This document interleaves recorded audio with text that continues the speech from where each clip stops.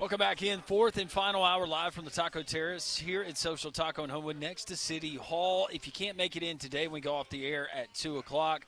You can get in this afternoon, half off happy hour, Monday through Friday, 3 to 6 on the patio while the weather's still nice or here inside. Also check out brunch on the weekends. You can check it out at socialtaco.bar for more information. Our friends at the Finnick want to remind you, whether it's acoustic music from 5:30 to 8 this afternoon or tomorrow afternoon, you want to watch, we're going to have what? College football that's going to be on. We got however many straight days of college football. You can enjoy that. And this weekend with Alabama traveling, Auburn on the road, UAB is by, well, you can enjoy the Finnick. The Finnick, they're next to Railroad Park, whether it's live acoustic music or the video boards, the large screen televisions, and the state-of-the-art sound they have throughout the house. A wonderful award-winning menu, handcrafted cocktails, any beer you can think of, it's the Finnick. You can check them out, 1630 2nd Avenue South near Railroad Park. Well, each and every Tuesday at this time, we get an opportunity to check out, what are you calling him now? Meat? Is that right? Yeah, it's Meat. Meat. It's Meat. Okay. Is Meat ready to join us this week? I'm always ready, boys. Hey, you're on a good phone today. Last week, it sounded like you were in a car wash with the windows down. Oh, I was in a car wash with the windows down, yeah. Am I not supposed to be doing the interview from that setting? My bad. No, that's okay. I didn't have a problem with it. Meat, I mean, that's all Pat. It's the closest he could find to a bubble bath, so there you go. Pat's got a very sensitive ear. I do. All these years of wearing these headphones, it happens at times. I am curious because now that the greatest quarterback in the history of the Carolina Panthers is out this week, does this mean that the winning streak is going to be stopped? I don't know. I mean, boy, as good as the Bills have been the last few years, it sure does not seem like they are interested in stopping the run this year. And all of a sudden, the Carolina Panthers are running the football like they just invented the concept. I'm not ruling out the possibility the win streak keeps going. Well, one thing's for sure, you guys are playing some good football right now. I mean, has the worm turned, so to speak, about Bryce Young and the future, or are people still kind of holding out that this might not be the best thing long-term for the franchise? I don't think that the narrative has changed, that that we still don't really know if he's the guy. I think the people that are out on him are going to be out on him until they make some sort of hardcore decision one way or the other. But, I mean, guys, I've lived here for 20 years. I know people that were not in on Cam Newton even when they were in the Super Bowl. Like, Panthers fans are weirdos, for lack of a better term. They don't just want to be successful. They want to be successful in exactly the way they envision. So I think Bryce has an uphill climb in front of him. And let's be fair, like he has not looked great this season. Like, he can still come through. I saw a great graphic on Twitter of someone. It was a picture of Tom Brady, and it said, "This is Bryce Young after his government-mandated interception each week," which seems true. But he is throwing that interception each week. All right, Meat, going to the college ranks, we got job openings. Billy Napier, the most recent to be fired at the University of Florida. Speculation around the likes of Hugh Freeze, maybe others like Norvell at Florida State. That Florida job, where is that job in your eyes in the pecking order of college football head coaching jobs? And who do you think is the perfect coach/personality to fill it? I guess my question about where they are in the pecking order is, are they over the idea that being in Florida is all they need to be successful now that everybody goes down to Florida and recruits? If they can look at what Nick Saban accomplished at Alabama, what Kirby Smart accomplished at Georgia, and see the blueprint, then I think it's a top 4 or 5 job in college football. Wait, hold on. Time out. You just said top 5 job in all of college football? Yeah, I think so. If they have somebody that can come in and rally the money people and get the infrastructure all pulling in the same direction, tell me if everything is working right for everybody. Outside of Ohio State, tell me who has demonstrated more consistency than that program when things are going right. I don't know, because we've had this discussion earlier, and I was reading, Joe Rexode, right, from The Athletic. He posted an article, and he says out of the SEC, he's got Georgia, Texas, Alabama, LSU. That's the top 4 jobs, in his opinion. Florida is the 5th best job in the Southeastern Conference. Well, prior to this season, I would have said James Franklin at Penn State as far as consistency. Yeah, that's fair. I mean, I think that what I would say is history escapes people's memories very quickly. I think Nick Saban's ability to command an apparatus made Alabama and LSU much better jobs than they ever were before him. I think Texas suffers from the same sort of problems that Alabama did when it was in all those years it was wandering in the wilderness. Too many people not only think they're in charge, they want to make sure you know they're in charge. So I am very much of the belief that there are no good jobs. There are just people that are good at this job, and athletic departments and boosters that see the vision and are willing to give them what they need. I think that it's really hard for me to say every time out, this is a great job in college football.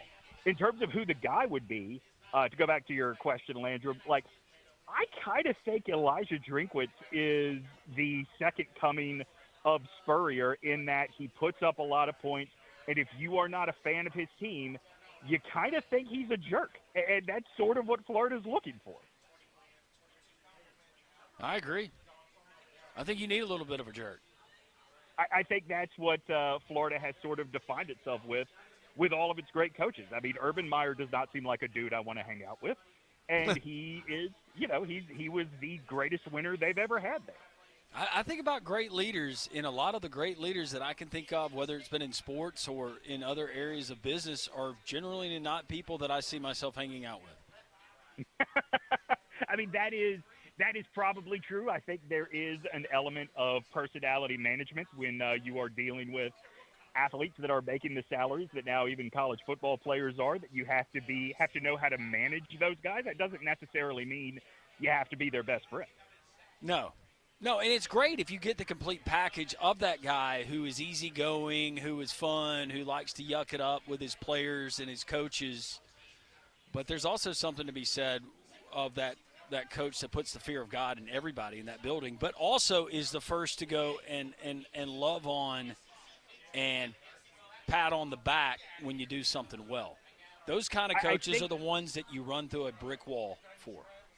Yeah, I think that those kind of coaches, the ones you're talking about where I'm sorry, not your final example, those guys that can get the job done and are also everybody's favorite dude when he enters the building, I think we've only seen that with long-term sustained success once, and that's Pete Carroll. And when that fell apart, man, that fell apart like crazy. I don't think that's the kind of model you can count on finding. That's a lightning in a bottle situation. Bobby Bowden would have been another. Bobby Bowden kind of benefited from the fact that nobody was serious about recruiting at that point. Well, okay, that's fair. I don't want to dismiss all of his accomplishments, but you want to talk about a time when being in Florida could solve all of your problems. Hello, 1990s. Yeah, just look at all the big programs down there. So I got to ask your unbiased opinion as an Alabama graduate. Do you think Hugh Freeze survives this year? I think he survives till the end of the year. My guess is that there is going to be some sort of situation where Hugh does not get fired, negotiate some sort of buyout that is easier on Auburn, and everybody parts with their head held high. But I do not believe he will be Auburn's head coach in 2026. So we agree. So you're saying that perhaps a negotiated settlement between the two parties and kind of saves face for everybody involved. Is that what you're saying? Yes, something that and look, I don't want to take his health situation lightly, but something at the end of the year they can say, hey, Hugh is stepping away to focus on his health, and he wishes Auburn all the best, and we wish him all the best. And then in fine print, it'll be something like, Hugh agrees to a $3 million less buyout in order for this to happen and move on, and nobody has duty to mitigate and blah, blah, blah. But, he's cooked. He knows he's cooked. Auburn knows he's cooked. Nobody believes that anything better is around the bend. This was a marriage that really never should have happened because, as I've said on your show over and over again, I don't know what is special about Q3s when everybody is running RPOs.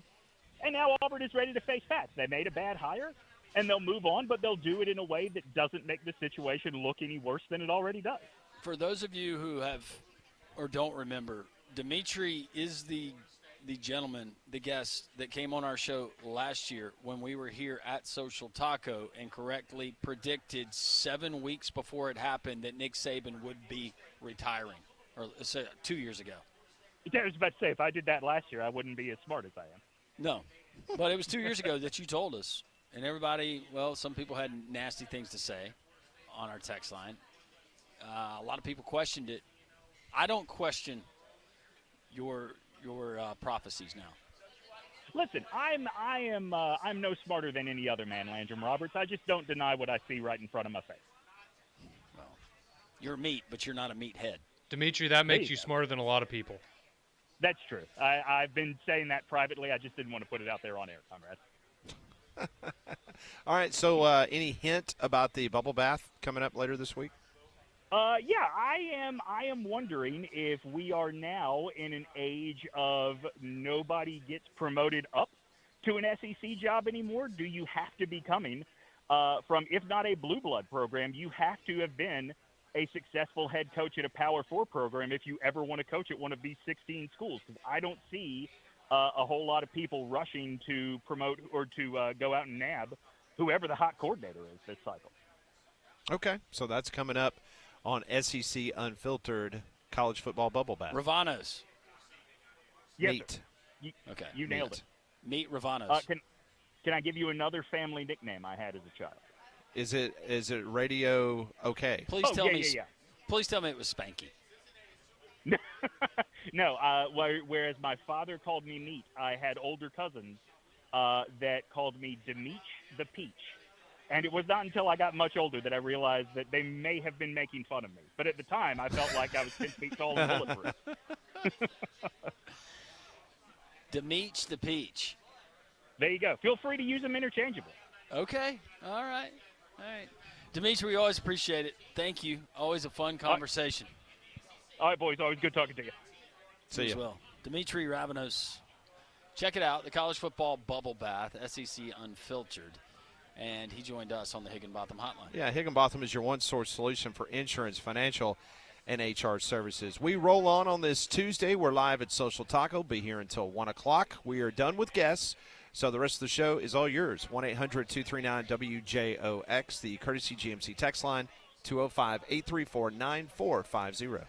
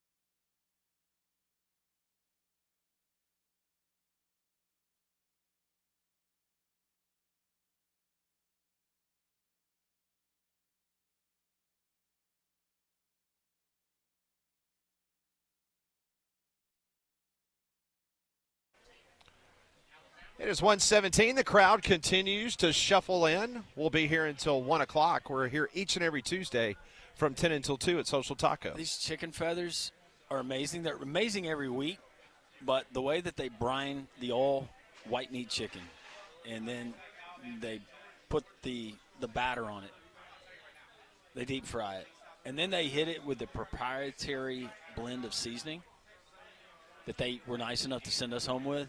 So I told you I do it with my burgers, everything. I'm going to do that seasoning as my dry rub for my turkey this year. Oh, that'd be nice. Really, really good. Yeah, but it's the chicken feathers, but it's our friends at Social Taco. Check them out. Brunch on the weekend, Saturday and Sunday, 10 to 2:30 for the Bottomless Tapas brunch. You've got holiday parties. They've got event space here. They've got it across the way at our friends at Soho Social and Standard. But come in and see them. It's a great place if you've never been, a great place to hang out with friends, family, and just get some really good, authentic cuisine. So we were talking last hour about the Florida opening and what needs to happen there. So I pulled a couple of things that I was reading over the last 24 hours. I'm going to read you a brief portion of Mike Bianchi. He is a columnist at the Orlando Sentinel. And he was talking about the Florida job, and this is what he said. Florida doesn't just need a winner. It needs a showman, a spark, a little chaos. It needs somebody who can walk into the swamp and bring back the arrogance and attitude of Steve Spurrier and Urban Meyer.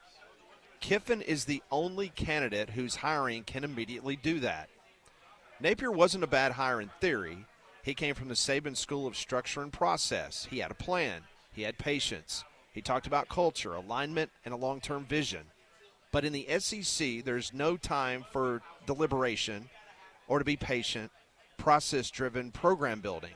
And thus, 3.5 years later, Napier leaves Gainesville as the losingest Gators coach since the leather helmet days of the 1940s.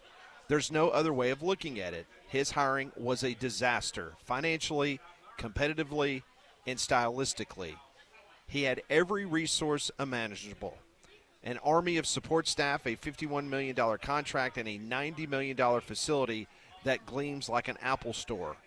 Florida invested $500 million into football infrastructure during his tenure, and yet the product on the field never matched the hype.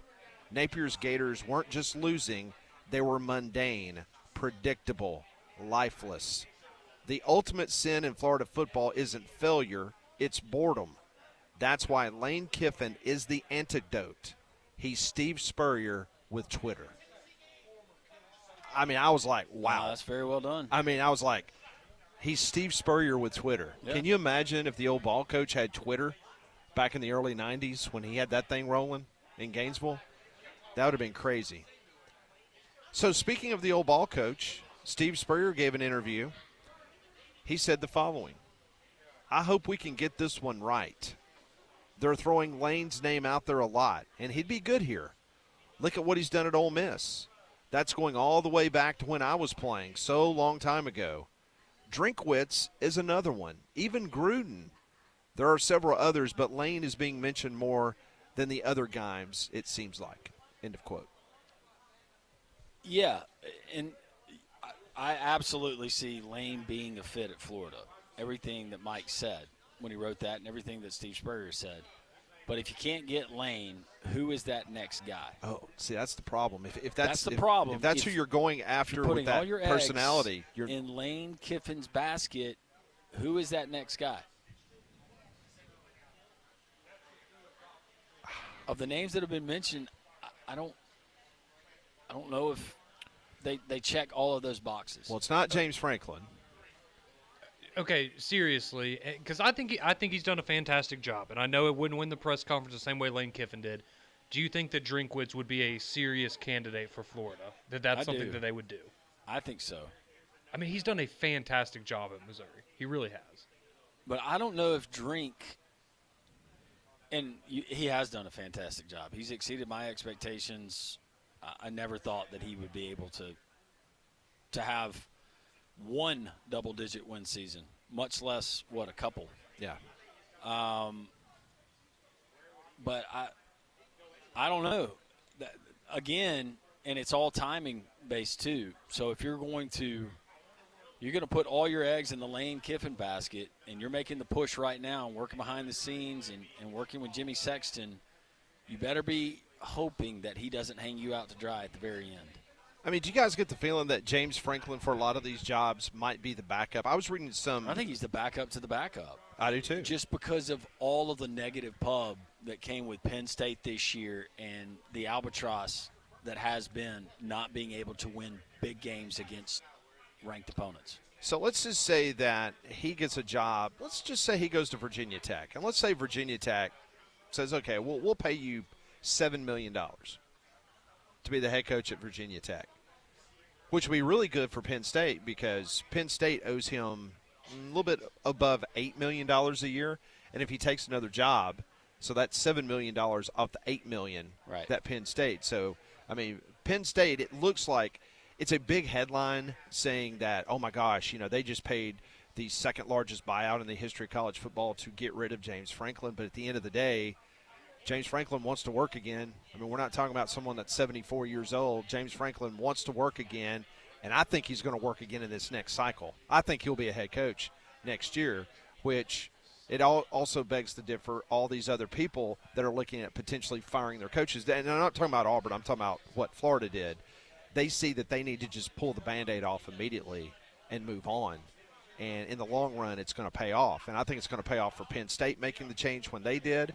I think it's going to pay off for Napier. The question is, are they going to have to go down, as far as Scott Strickland goes, are they going to have to go down to the point of considering a James Franklin because Lane Kiffin and Don Summerall and other folks aren't available? Is Penn State, in your mind, the most attractive open job? Currently, I think it is. So you would take that over the Florida job right now? I would. Do you think it's – would you say there's a gap there, or it's pretty neck and neck? No, like I think we're kind of splitting hairs there. No, I think it's very close. Okay. No, I think it's very close. But think, but let me tell you something. If Penn State has proven under James Franklin, even as bad as he was on the field, that they put out there until this year a very good product. You can't say that all the time about Florida. No. And we went back to kind of playing it out.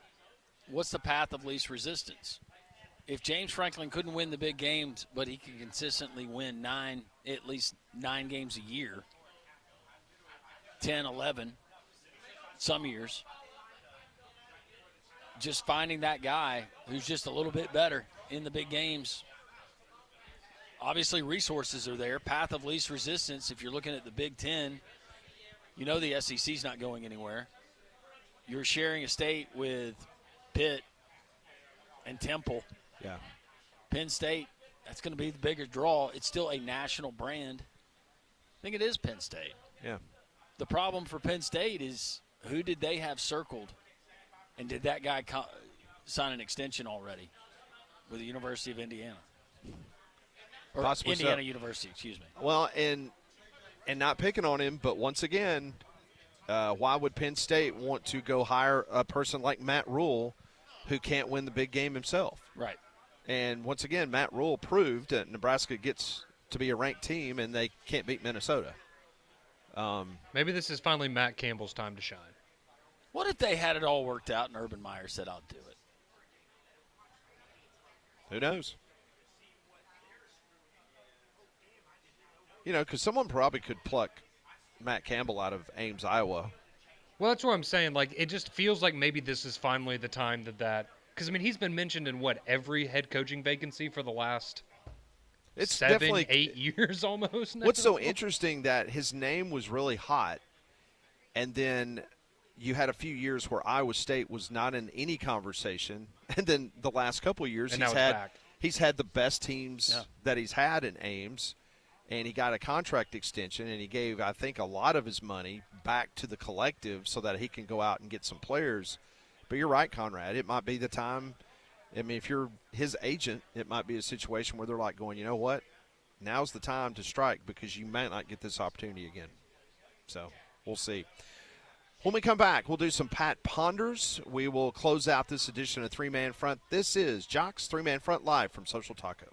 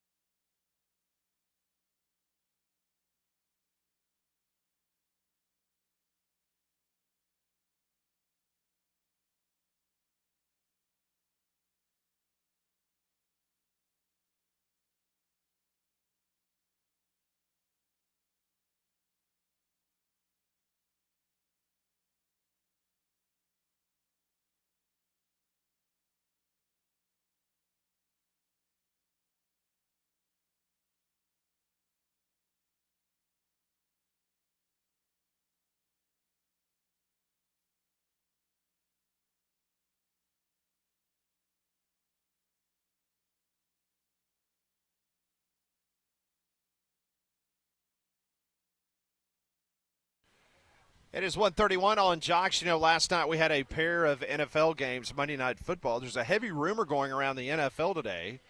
Trey Wingo, formerly of ESPN, he tweeted out this morning that, according to his sources, the Dallas Cowboys have been making inquiries with the Raiders about a potential trade for Max Crosby. What? Wouldn't that be something? Oh, just so that they can then trade him to the Packers when they don't want to pay his contract like they did with Micah Parsons this offseason? I think that's probably the plan, Conrad. Yep. Oh, man, if only you had a dominant pass rusher that was already on your roster. You didn't have to trade for him. Yeah. That would have been nice. I'm sensing sour grapes from somebody in the group. Yeah, Conrad's a huge Cowboys fan. Yes, he is. Well, I got to stand up for Matt. Somebody's got to. Well, Prize Picks, it is the best place to win cash while watching sports. You join millions of users. Sign up today. You download the app. Use code WJOX. You get $50 in lineups after you play your first $5 lineup. That's code WJOX to get the $50 in lineups after you play your first $5 lineup.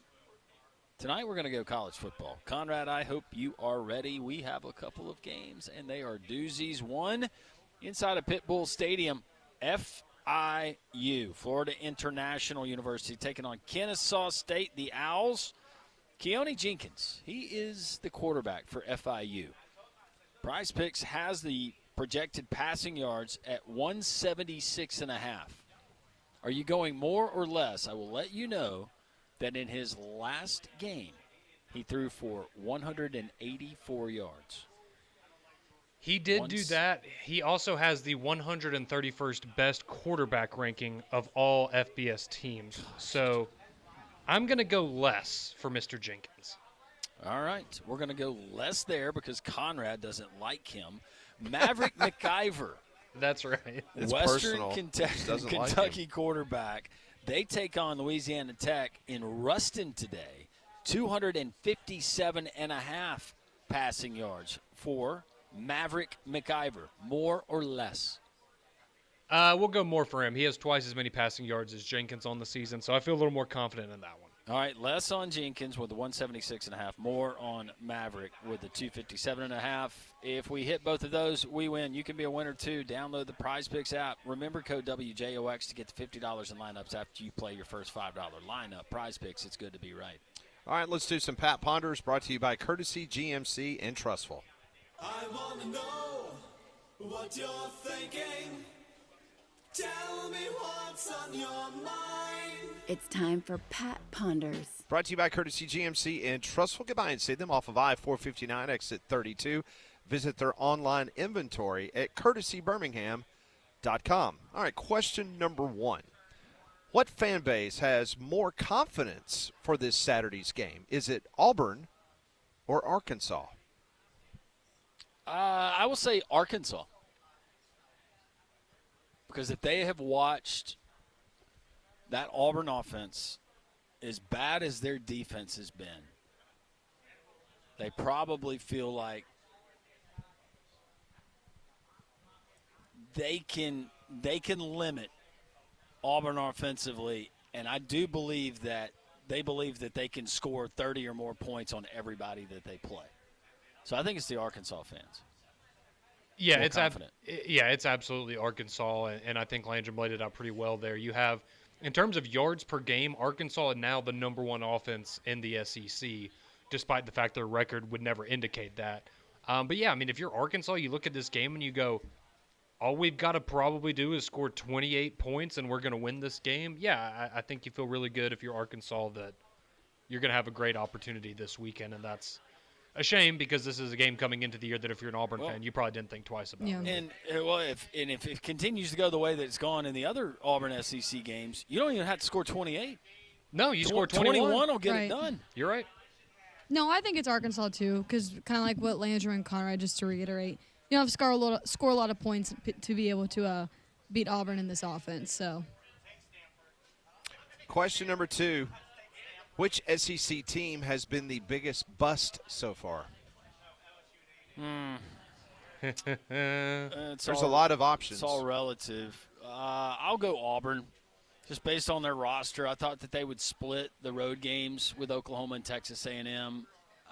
I never said that they would beat Georgia at home, but I felt really, really good that they got Missouri this year, and that didn't happen. Offense, the weapons, everything set in place. And what magnifies it even more is that DJ Durkin has done a great job of assembling a defense that is fully capable, if they had a good offense to go with it, of being championship level. It's Auburn. Oh, there are so many great options. I will withhold my Arch Manning criticism because as disappointing as they've been, I think there are some maybe more worthy candidates than Texas. And I'll go with South Carolina. And the only reason – it was between South Carolina and Florida for me, but I'll give credit to Florida because they actually do have a win over Texas that is it's a solid win. But South Carolina, you have the worst offense in the SEC now. You had supposedly the best quarterback or NFL draft prospect at quarterback in Lenora Sellers, and you have the worst offense in the SEC. You got blown out by Vanderbilt. You got blown out by Oklahoma. You have no quality wins right now. I think it's South Carolina. I agree with Conrad. I was going to say South Carolina because, and I know the SEC preseason media poll is always wrong, but weren't they top 5 voted in the preseason poll? And I don't know, they've been extremely disappointing this year. They're not what we thought that they would be. Lenora Sellers isn't either. I'd probably pick South Carolina. Question number 3.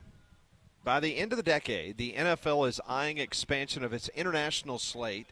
They're going to play 16 games per season overseas. That's going to be up from a record of 7 that was played this year. Saudi Arabia appears to be the next country that will host a game in the international series. Name three other international sites, not countries, it could just be other cities, internationally, that you still believe would be a good spot for an NFL to host a game by 2030. Okay.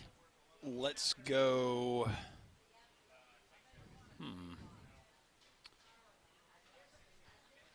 I'll go Sydney. That's a good one. I was going to say that. It's a good one.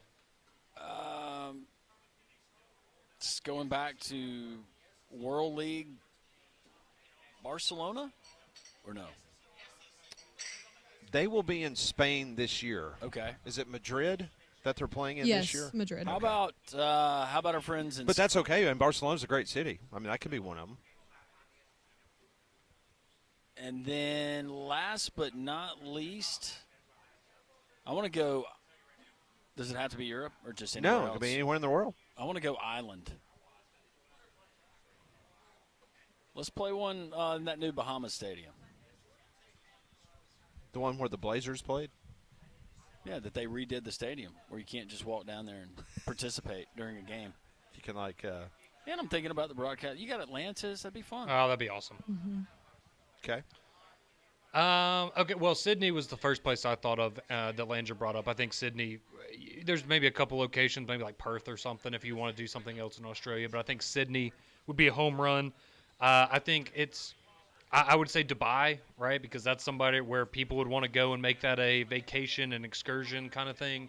I think Dubai would be a good option. And then I know this is kind of out there. It'd be really, really awful for travel, but play a game in Tokyo.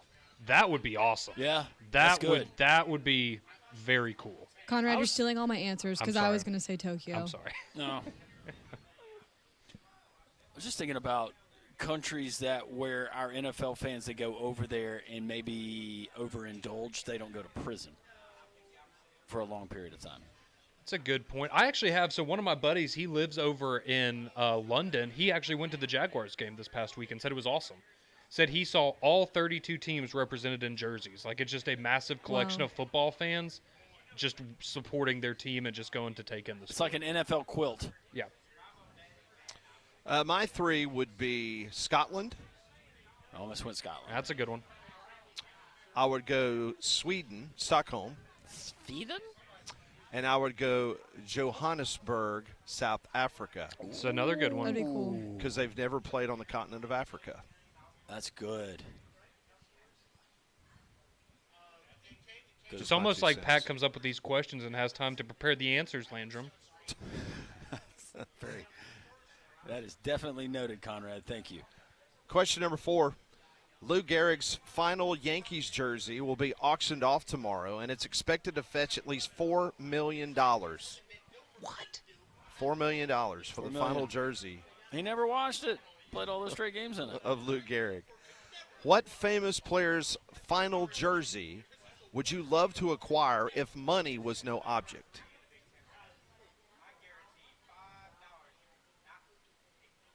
Joe Theismann. Okay. I didn't see that one coming, but no, sure. It's not. How many games did he play after the injury? I don't even know. For me, it would be Hank Aaron. Okay.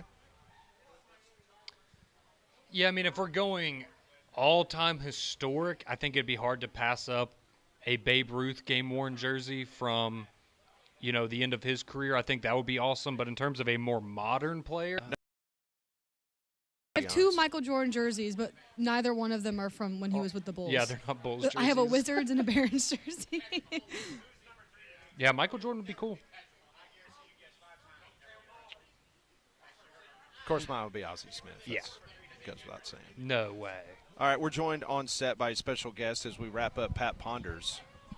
She's trying to take my job, guys. She's trying to write these questions. They're great questions every And I'm day. talking about BB. She joins us here. Hey, BB. Hi, How are you? I'm good. It's great to see you. How you Great been? to be seen. How's the crowd today? We got a little interesting mix here today. A lot of diversity. That's good, right? A lot of interesting dialogue about the coaching carousel. So Yeah, that's good. fun. It's nice to have you out there because you kind of bring a little bit of sanity to the craziness.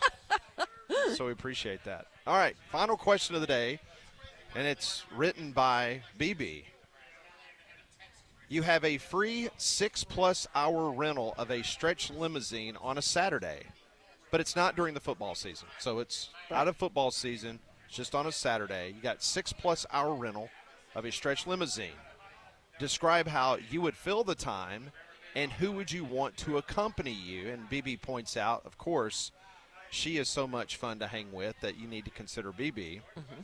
And you could go anywhere in the state of Alabama. So 6+ hours, stretch limousine, non-football Saturday. Where you going? Who you taking with you? I'm taking my wife.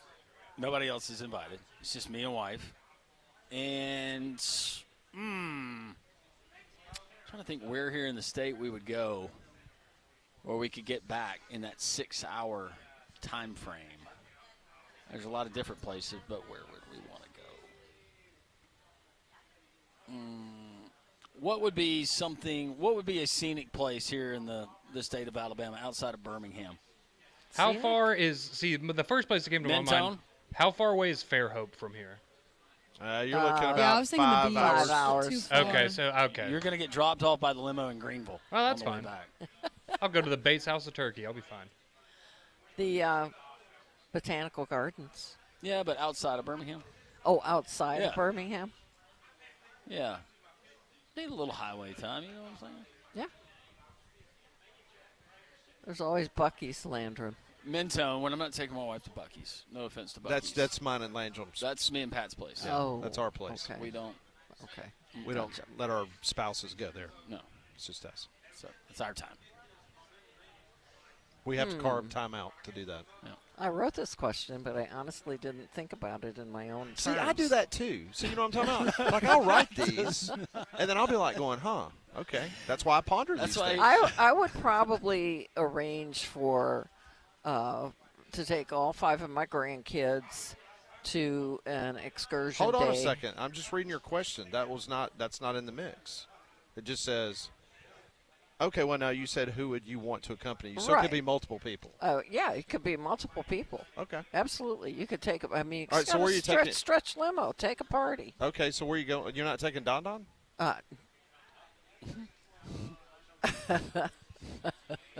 It's a Saturday. No.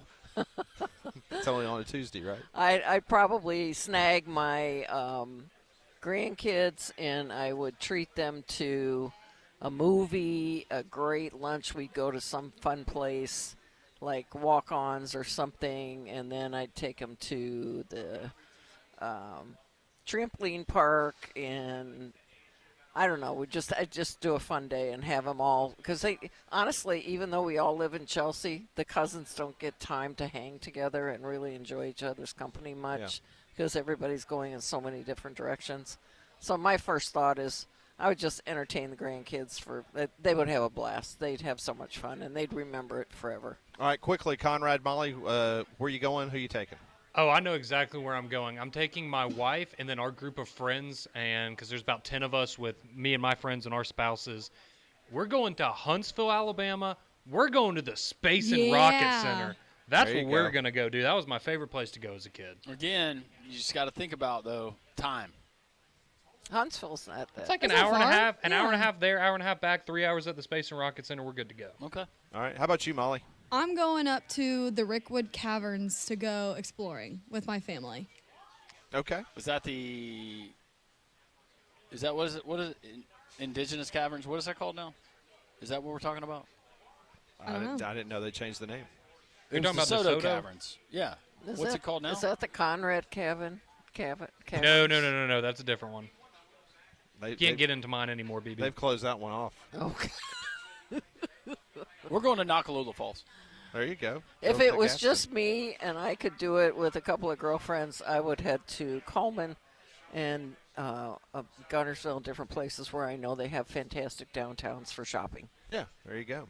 That is BB. That was her question. That is Pat Ponders, brought to you by Courtesy GMC. We'll wrap things up here from Social Taco on Jocks.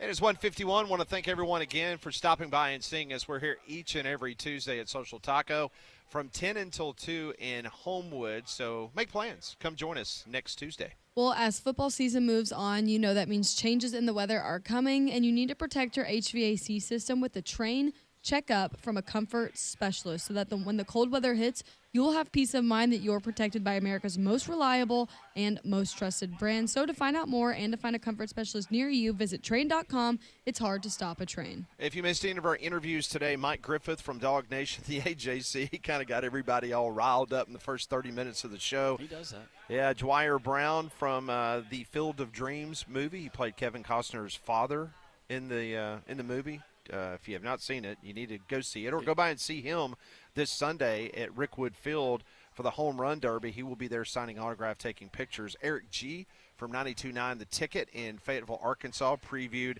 the Arkansas game. Landrum, he likes Arkansas. Arkansas, 35-28. Yeah, that was his prediction. Scott Hamilton from the Charleston Post-Courier joined the program. Gave us a little preview of South Carolina and Alabama, saying South Carolina is a mess right now, especially offensively. Keith Niebuhr, he was on the program from Gators Online.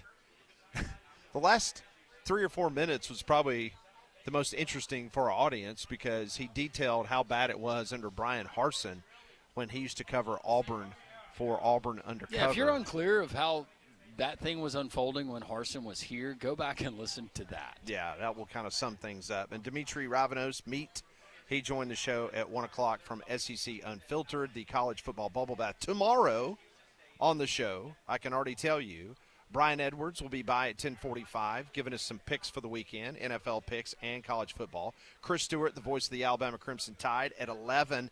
Heather Dinich from ESPN, she will join the show at 11:30. We'll talk to her about what she thinks right now, if the college football playoffs started today, 5 SEC teams in the Heather Dinich bracket. So we'll talk to her at 11:30. And Trey Wallace from Outkick, he will be on the program in his weekly spot. Wednesdays are always a lot of fun. The text line is open. We'll get to a few texts. Some of you commenting on BB's question that we just had on Pat Ponders, 205-834-9450. This one reads, my limo ride, I'm old and single, so I'm taking Don, FSU Dave, Bama Hater, and Conrad. We hit all the sports bars around town and drink like drunken sailors. I think Conrad would love that. Sign me up.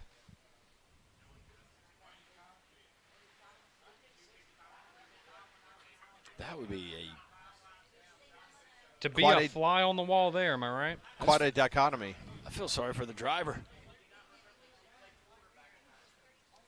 If Lane does take the Florida job, he can win a natty. Or can he win a natty? Yeah, there's a big difference there. Drake asking the question. Don't know, Drake. I haven't seen him get to a college football playoff yet. Would he have a better chance of winning a natty at Florida or staying at Ole Miss? I think equal chances, but I think that's a fair answer. I think some Florida fans might disagree. I think it's just changed. Uh-oh, Faye. That's Conrad's lady. What is that? How does that read? Oh, wow. I wouldn't read that. Conrad, she loves you. You have got a fan in Faye. Oh, goodness. That's going to do it for us. Appreciate you joining us. Appreciate our friends at Social Taco. God is great. Have a wonderful rest of your Tuesday.